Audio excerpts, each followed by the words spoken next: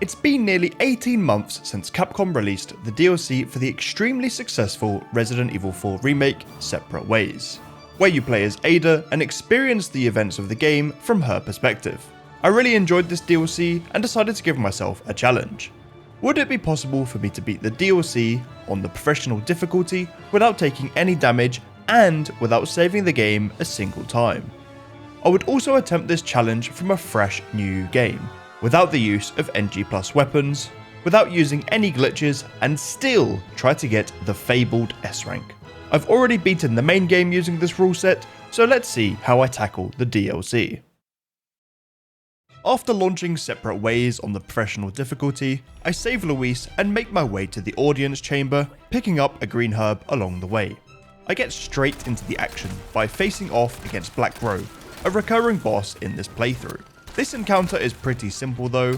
I shoot it with the pistol and dodge its attacks until it goes into phase 2, where I then make my way to the stairs. I use the TMP to take out some of the fake Black Robes with a single shot each, locate the real Black Robe, spam the pistol and TMP into its head, and that's the fight done and dusted. I'm then safe to collect all of the resources and exit the main castle. I'm interrupted by a radio call from Wesker. I hang up on him and perform a specific strategy here in order to complete this part stealthily. I head down the stairs, stealth attack the first enemy, stealth attack the second enemy, head back up the stairs and stealth attack this enemy at the end of the mini bridge. I then hide in this corner and wait for the zealot to come through this door, then take him out with ease. Heading across the larger bridge now towards where the cannon would be on the Leon playthrough, I take out one more enemy. Making sure I keep quiet and not sprint too much up here, I wait till the female enemy is out of my sight, drop down and take out the enemy on the right. I can then follow the female enemy around this monument and stealth attack her. There's only one more enemy left, but before I take them out, I collect a couple more items. The last enemy is located at the bottom of the stairs, and once she is stealth attacked, this area is completely safe to loot. Other than the vast amount of resources, the main items I collect here are the sniper rifle along with the scope, and the flash grenade just before I use the grapple gun. After using the grapple gun, I am detected by enemies which cannot be avoided. I take a very precise line to the cannon to ensure that I won't get hit by any stray arrows, and then take anything out that is alive with the cannon.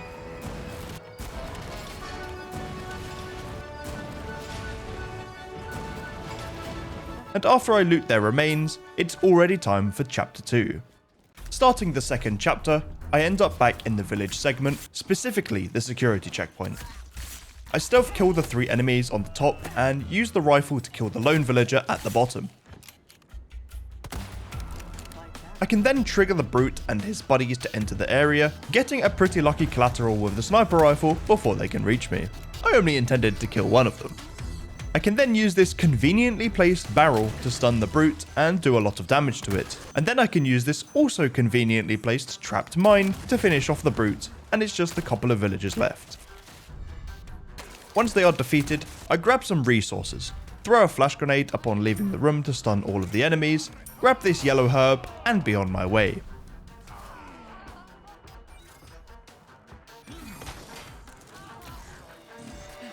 The next encounter takes place in the cabin, one of the easier sections.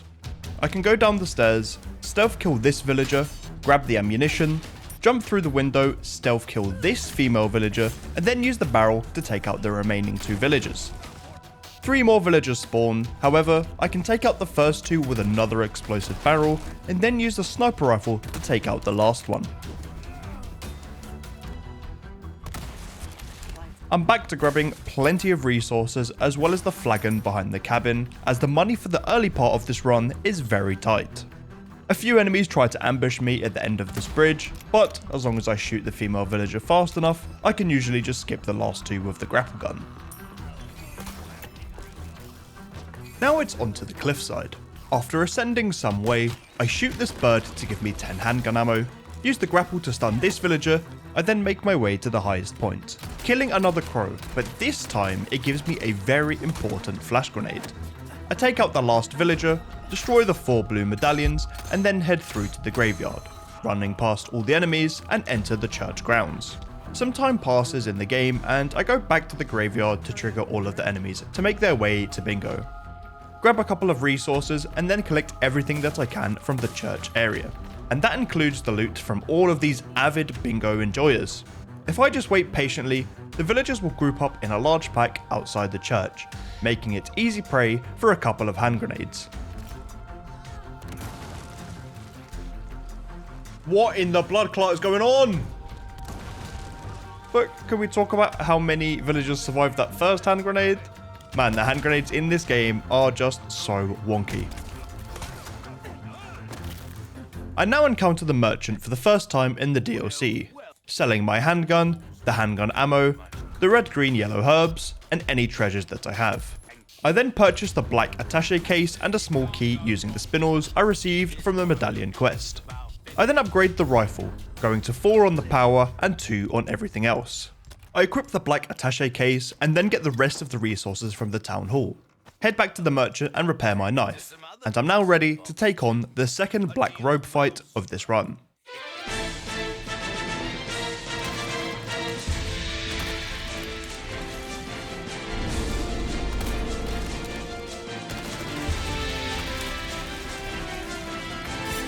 What is going on?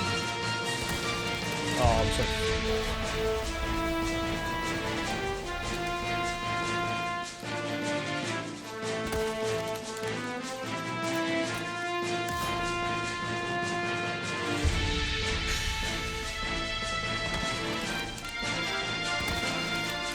What are you doing?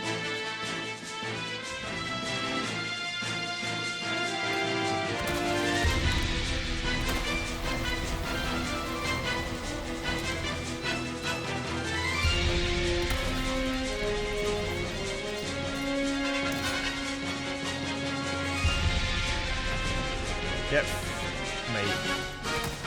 What is going on with this fight today? It's a load of shit.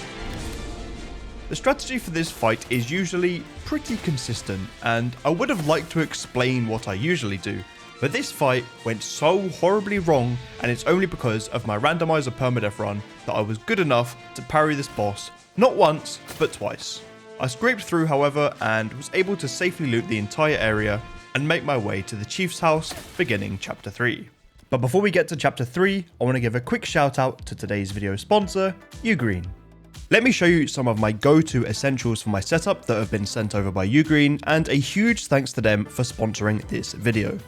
Firstly, they sent me over their RevoDock Pro 10.6, which is a 6-in-1 USB adapter. It takes a single USB output from your computer or Mac and expands it into a total of 4 USB ports at 10 gigabits per second. These speeds are fast enough for me to connect my Rodecaster Duo via USB-C and still have some USB slots left over. This was extremely helpful for me because I only have one USB-C output in the back of my gaming PC. It also allowed me to take out one of the pesky cables that was hanging out of the front of my PC, making it look a little messier. The dock also has a 4K 60Hz HDMI output if you're using something like a Mac. And you can also use this dock to charge your Mac or laptop at the same time if you plug in an external power source into the power delivery USB-C port. uhGreen also sent me their 65-watt Nexode 3-port charger, which is capable of fast charging my mobile phone, 2 Panasonic GH5 batteries, and also charging my Elgato keylight, saving me 2 plug sockets underneath my desk. A huge thanks again to uhGreen for sponsoring today's video, and they also have many more electronics on their website, including USB microphones and ergonomic mice. Check them out via the link in the YouTube video description. Chapter 3 starts off pretty calm. I loot the house and pick up the hidden key, head back up the stairs and use the key on the locked drawer, which gives a file revealing a potential location for Luis. This is where the calmness ends though, as I am ambushed by Chief Mendez and his buddies. I escape through the front of the house, stun some of the villagers with the TMP before using the grapple gun to fly over the trip mine. I stun another villager, use the grapple gun again, and I then use a flash grenade to stun the 2 enemies that are hiding in front of where I need to go. This allows me to safely use the grapple gun one last time and finish the chase sequence.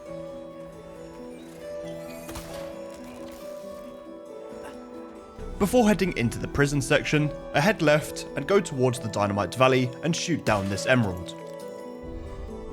I then head to the merchant, sell some treasures and get the final power upgrade for the sniper rifle, because this is the weapon that I will use right to the very end of this playthrough.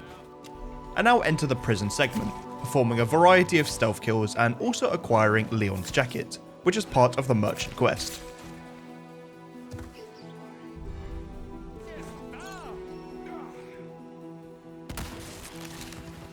With the area cleared, I head to where Luis was being held and discover his radio frequency.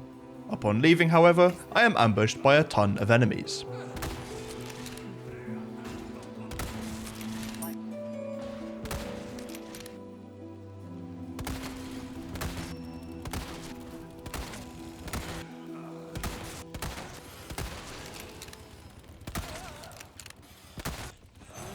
Oh shit!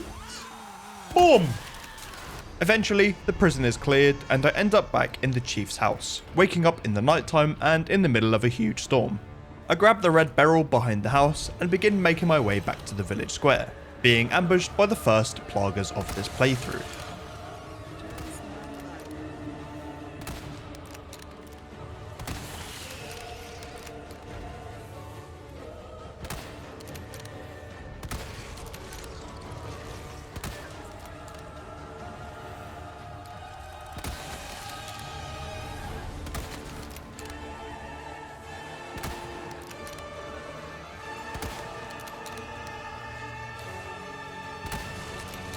Once I've dealt with the enemies, I can turn into a loot goblin, and one of the best items is the golden egg located on this bed.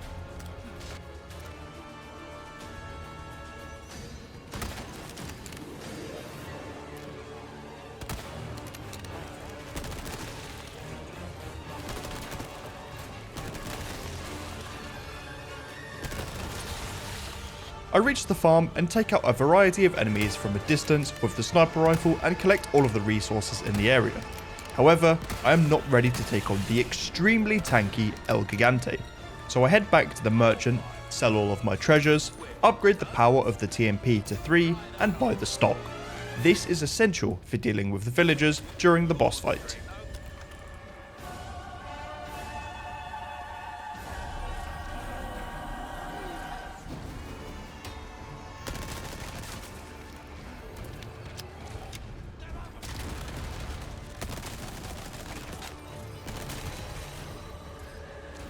Oh, not this.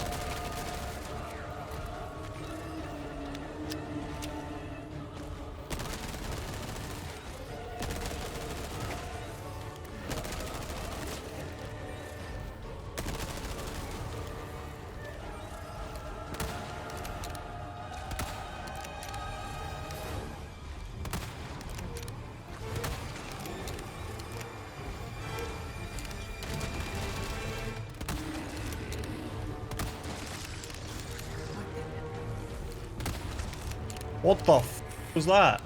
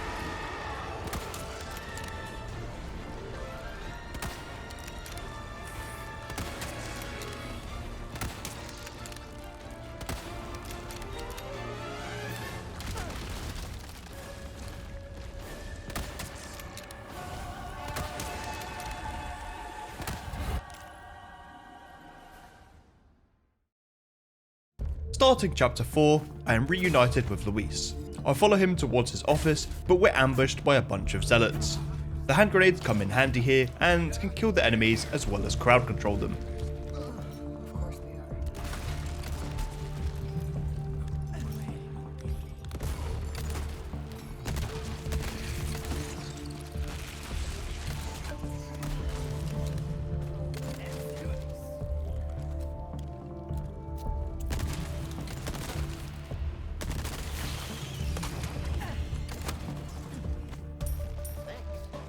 Luis's office is burning, so we run through trying not to breathe in the smoke, as opposed to doing what else, Ada? I then ascend the lengthy staircase, making sure to collect this hidden treasure along the way, and end up re-entering the main castle area. I'm back to my old tricks of performing stealth kills, and with the area secured, it's off to the merchant, this time to buy the all-important flash grenade crafting recipe and the large attaché case upgrade. And now that I have both of the lithographic stones, I can unlock the door and collect the red ink from the drawer after shooting these shields to unlock it. I grab a flash grenade once I reach the outside area and then head back inside. This is where the drill section is, and even though the drill looks very close to me with all of these sparks flying around, I actually have an abundance of time to escape. With the crimson lantern placed, I enter the section with the wine bottles and the knights. I grab some items, pick up the silver bottle, and am ambushed by a couple of knights. I can take them out with a combination of sniper rifle and TMP.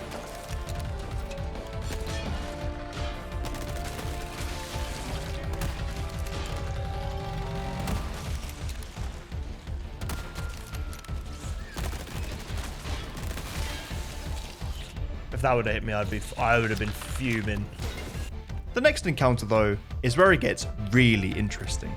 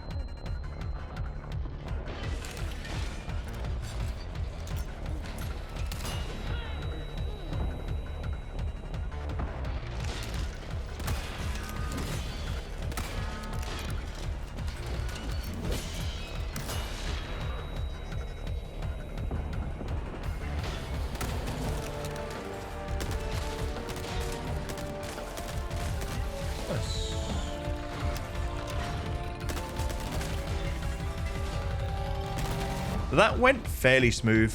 Standing in this corner not only lets me keep maximum distance from the knights, it also stops the second archer from getting a line of sight on me and prevents her from shooting me altogether. The flash grenades are also such a great piece of utility in this room, saving me from any close encounters and also one-shotting the knights once their plagas have been exposed.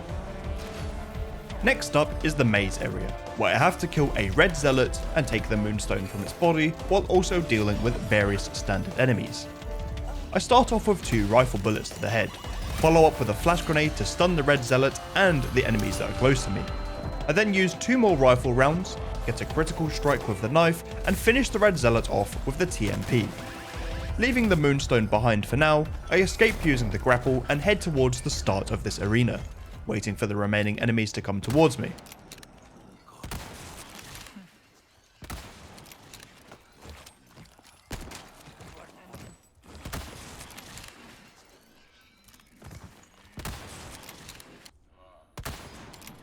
Once they are defeated, I loot the entire area, which has a ton of resources, finish another medallion quest, pick up the moonstone, and can finally leave the maze. The last step of this chapter is to clear the castle battlements. There's only a few enemies and they can safely be taken out by the sniper rifle. I learned the hard way not to get too close to these guys because they can be very awkward. The area is completely looted and I can head towards the butterfly, unlock the case, and enter chapter 5. Starting the chapter, I head up the ladder to grab the pearl bangle from this chest and then go through the area, killing a couple of zealots, and getting the beautiful elegant crown from this chest, worth 100,000 pesetas with the right gems inside it. I then descend into the sewers, grabbing these bolts hidden in the corner and taking out the zealots from a distance with the sniper rifle.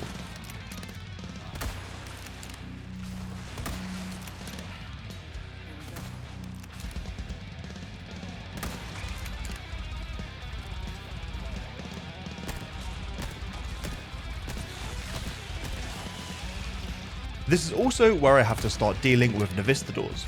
Luckily, I know where they all are, so I don't even need the thermal scope to see them.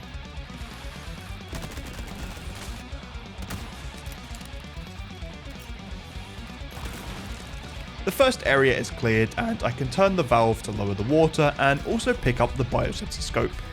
The next room is a little awkward because of some of the hitboxes, but eventually I take out both of the archers with the sniper rifle as well as the two Navistadors and then pick up the mirror from this chest. Dropping into the water, I do a 180-degree turn and head that way first, dealing with the archer, collecting a couple of items and taking out the Navistador hiding on the wall. This leads me to another chest which contains an Alexandrite, and I can also pick up a couple of the enemy drops from earlier. Now I head to the right and start clearing up the area, which has a total of 5 Navistadors and 1 armored zealot, which always turns into a Plaga.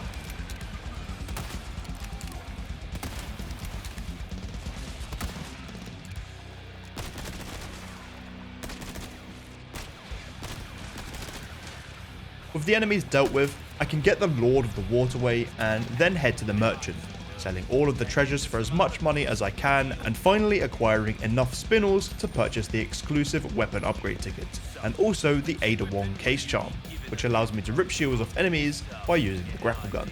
The exclusive ticket goes straight onto the sniper rifle as well as maxing out the fire rate and going to 3 on both the capacity and reload speed.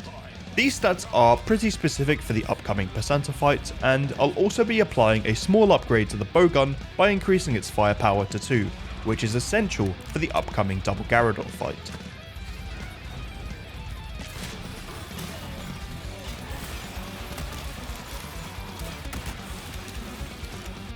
And just like that, one of the hardest boss fights in a casual playthrough is casually destroyed. 1 bowgun explosive and 1 sniper round to each of their weak spots is enough to kill them. I loot the room and then head up the elevator, speaking to the merchant and purchasing a rocket launcher, and I'm now ready to take on the final fight with Black Robe, the toughest fight in this entire run. Uh-oh.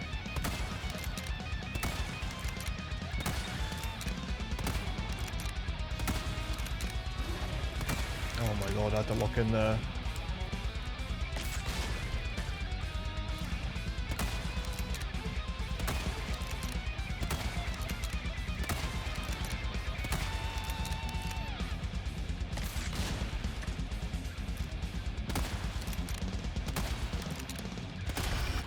With a combination of bowgun bolts and the sniper rifle, it's possible to cycle Persanta stun every 5 headshots with the sniper rifle, and with the power of the sniper rifle so high, it's not long before it's defeated.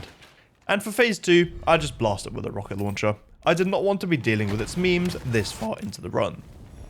I loot the area and then ascend the cave, skip a cutscene and end up on the clock tower. I take out a couple of pretty easy enemies before turning this valve to open up the gate and then just run past all of the enemies that spawn. It's time for the cave section, where I'm back to my stealthy ways, taking out the first 3 enemies with stealth attacks and using the bowgun on the shield enemy. I then head to the merchant to actually equip the Ada charm because I forgot to after purchasing it, something that I did quite a lot in practice. Back to conquering the cave, I take out 3 more enemies with the sniper rifle and then activate the crushing pillars.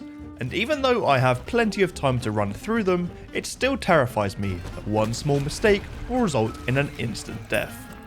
I grab the bonus chest with the depraved idol before heading towards the exit of the cave, taking out one last archer. The last part of this chapter contains a lot of enemies. I take out a few of them from a distance with the sniper rifle, go forward to spawn in the second wave, and then head back to the cave, utilizing the sniper rifle once again.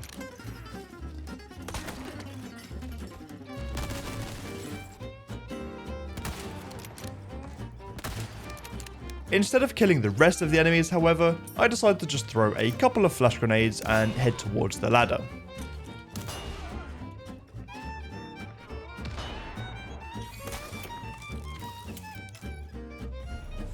That's the chapter basically over. I just need to take out a couple more enemies on the way to the speedboat, grab some more resources, and that's the castle done and dusted. Reaching the island, there are 2 enemies in this area, but I only need to deal with one of them for now. After a trusty stealth kill, I can loot this area and the second enemy finally shows up.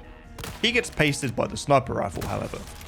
Entering the room with the giant amber, I'm ambushed by a lot of enemies, but I can just hide and wait for them to leave the room. Just before I reach the wrecking ball area, the elevator ascends, containing 2 enemies. They don't even have a chance to get close to me before I take them out. Descending the elevator, I take out one more enemy and just ignore the merchant completely because I have everything I need at this point. Using the grapple gun to enter the arena, I open up with a flash grenade to stun all of the enemies and try to take out the brute. I failed miserably and had to use another flash grenade for safety. With the brute finally dead, I can keep stunning the newly spawned enemies with flash grenades and keep my distance from them.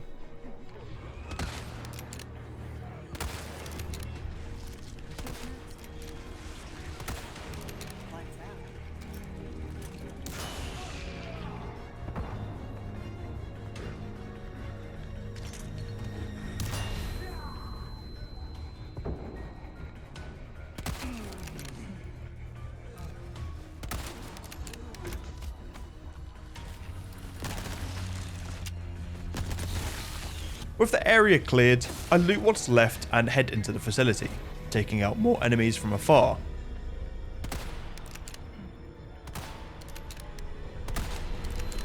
I then encounter the first regenerator of the DLC, but he gets looped on the desks in the middle. Moving on, I pick up the power unit and then make my way towards the kitchen, taking out an enemy with a spider on its back, using a flash grenade and performing a critical with the knife. I then have to deal with 2 regenerators. The first one can be taken out with the sniper rifle equipped with the biosensor scope. And for the second one, the really strong super regenerator, well, let's see what I do.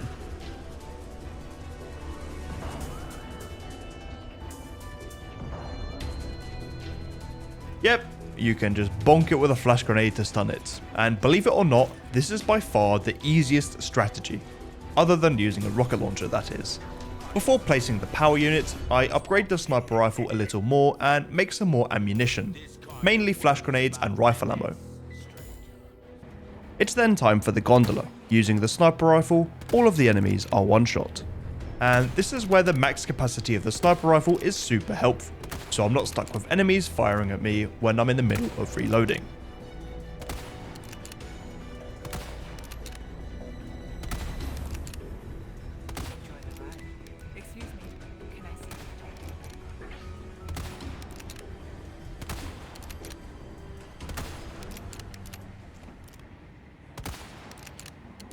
Exiting Ada's favourite carnival ride, it's time for the section with the turrets.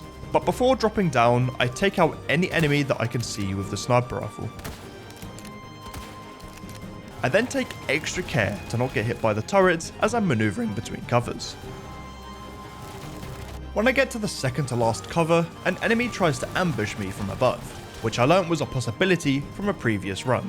So I made sure to wait on the second to last cover, and not the last cover, because if I'm not crouched on the last cover, the laser will detect me, and then I can't stand up to shoot the enemy, so it's just best to wait on the second to last cover.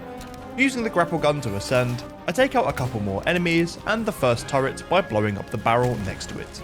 I then head towards the next turret, spawning in some enemies.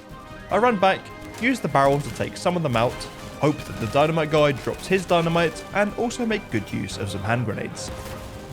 With this wave of enemies defeated, I take out the second main turret and then move the laser turret out of the way, spawning in another wave of soldiers. It's then safe for me to run to the big round area where those turrets were protecting and bring all of the enemies down here. It's a lot safer to fight them in a big open space.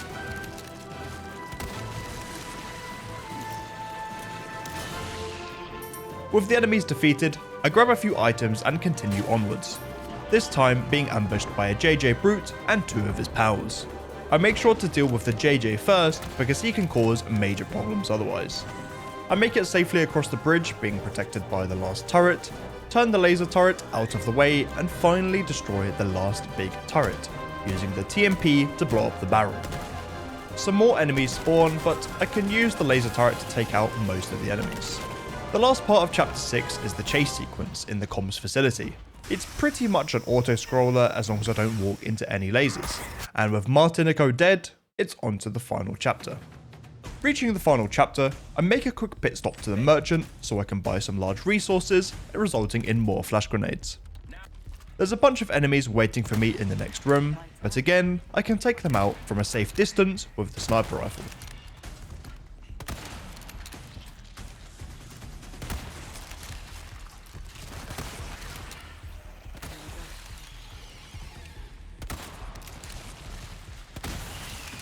Walking through the door, more enemies try to ambush me.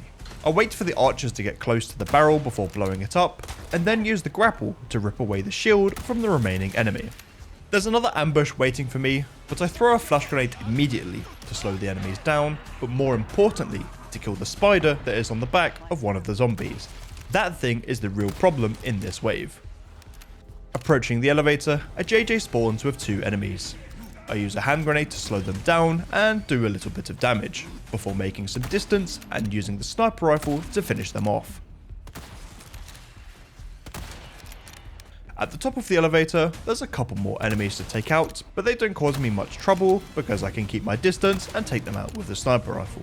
A much recurring theme in this playthrough.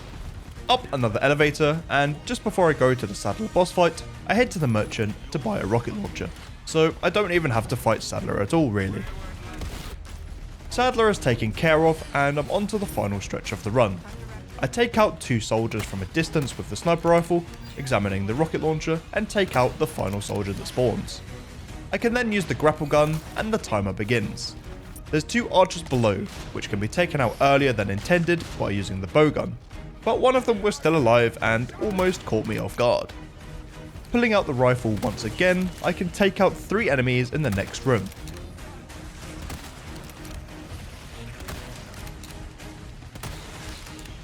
After jumping across the gap, there's an enemy above holding some dynamite.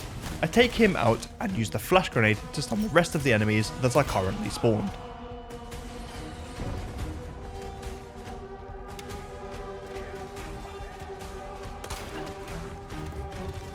I progress forward and use the flashes multiple times to keep the enemies at bay.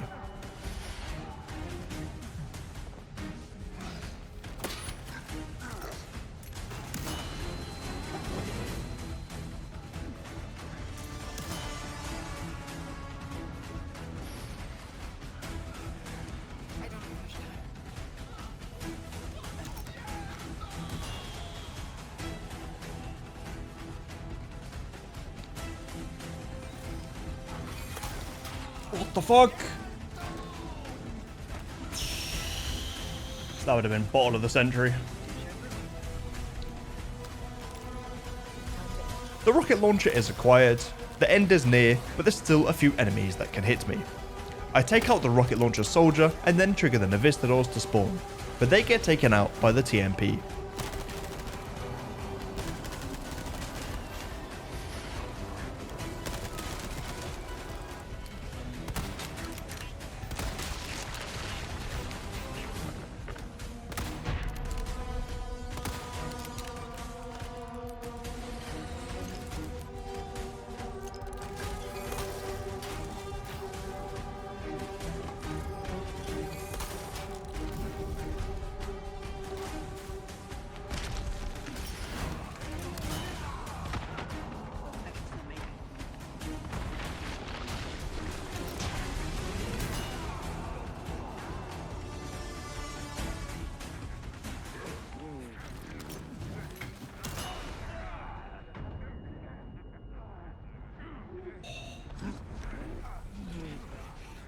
What the fuck? Okay.